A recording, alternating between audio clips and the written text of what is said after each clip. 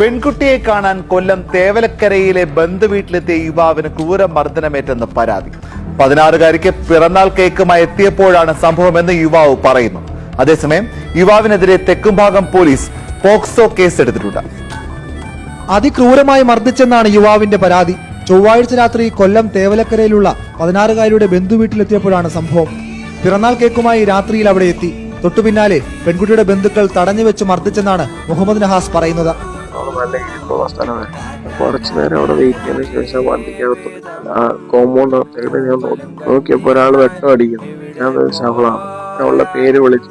ഒരു റെസ്പോണ്ട് ഇല്ല. പെട്ടെന്ന് വെട്ടം ഓഫായി.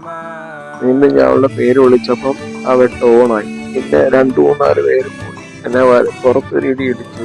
പിന്നെ ഒരു 10-13 പേര് 13 കുറെ പേര് എന്നെ ഇടിച്ച്. ഒരാൾ മാത്രം എന്നെ ഇട്ട് അടിച്ചോണ്ടിരുന്നത്. ബാക്കിയുള്ളവരെല്ലാം കൈയും